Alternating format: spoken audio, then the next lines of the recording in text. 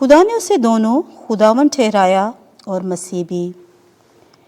ہمارے لیے آج کی پہلی تلاوت رسولوں کے اعمال، اس کا دوسرا باب 14ویں اور 36ویں سے 41ویں آیت مقدسہ۔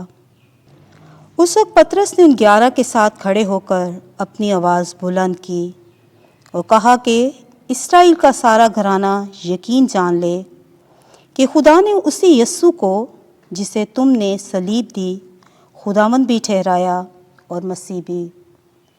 جب انہوں نے یہ سنا تو ان کے دل چھت گئے، اور پطرس اور باقی رسولوں سے کہا کہ اے مردو بھائیو، ہم کیا کریں؟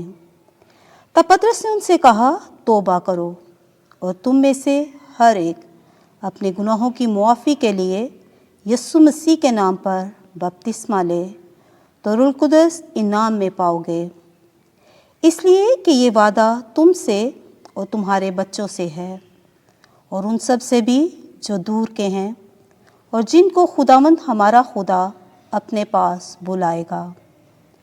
اور اس نے بہت سی اور باتوں کی گواہی دی اور انہیں نصیحت کی کہ اپنے آپ کو اس کج رفتار قوم سے بچاؤ۔ پس جنہوں نے اس کی بات قبول کی انہوں نے بپتسمہ پایا، اور اسی روز قریباً 3000 آدمی ان میں مل گئے۔ پاک کلام کے پڑھے اور سنے جانے پر خدا کی برکت ہو۔ زبور 23 جماعتی جواب۔ ہیلیلویا! خداوند میرا چوپان ہے، مجھے کوئی کمی نہیں۔ وہ مجھے ہری ہری چراگاہوں میں بٹھاتا ہے، وہ مجھے راحت کی ندیوں کے پاس لے جاتا ہے، وہ میری جان کو بحال کرتا ہے۔ جماعتی جواب۔ ہیلیلویا!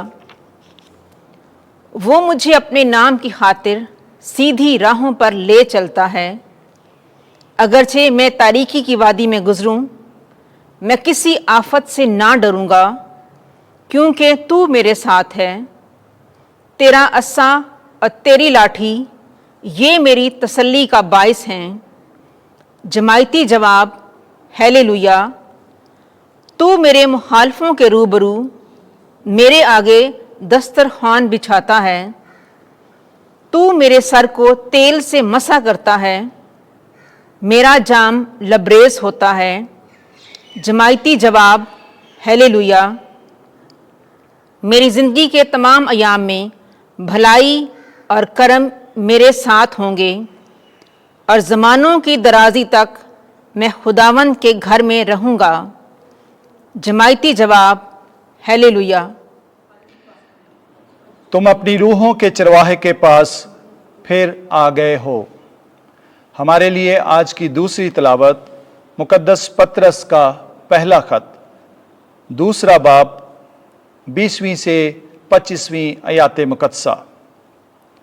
عزیزو، اگر تم نے گناہ کر کے تماچے کھائے اور صبر کیا تو کون سا فخر ہے، لیکن اگر نیکی کر کے دکھ پاتے اور صبر کرتے ہو تو یہ خدا کے نزدیک پسندیدہ ہے۔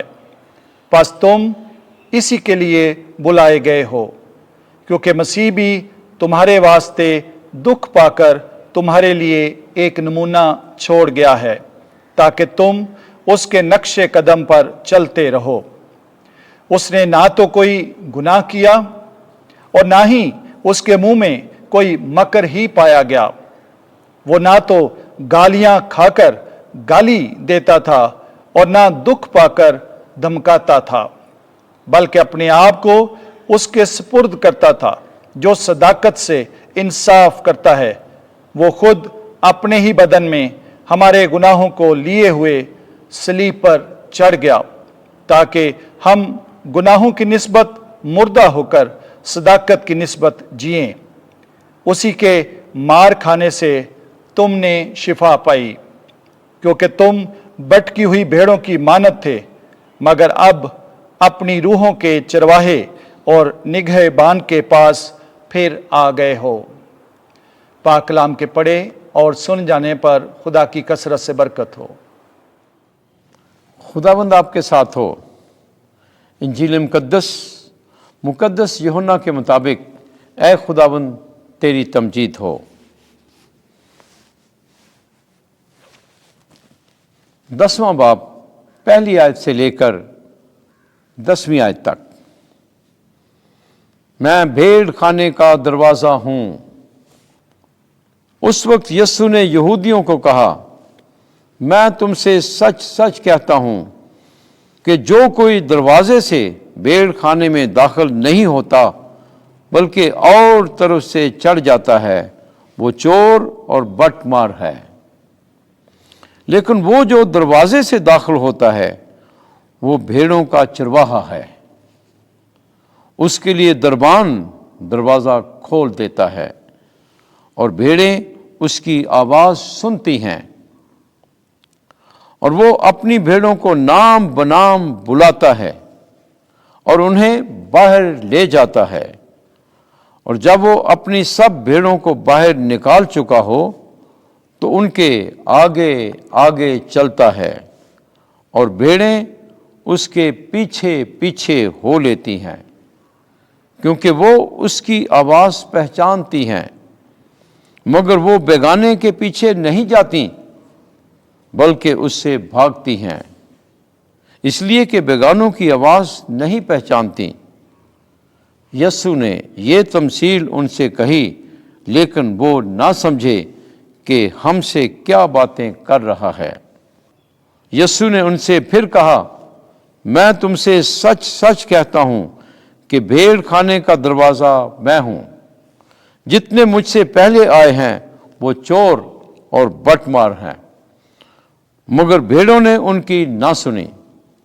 دروازہ میں ہوں، اگر کوئی مجھ سے داخل ہو تو نجات پائے گا اور اندر باہر آیا جایا کرے گا اور چراگاہ پائے گا۔ چور نہیں آتا مگر چرانے اور قتل کرنے اور ہلاک کرنے کو۔ میں اس لیے آیا ہوں کہ وہ زندگی پائیں بلکہ کثرت سے پائیں۔ انجیل مقدس کے وسیلے سے ہمارے گناہ معاف کیے جائیں۔ اے مسیح تیری ستائش ہو۔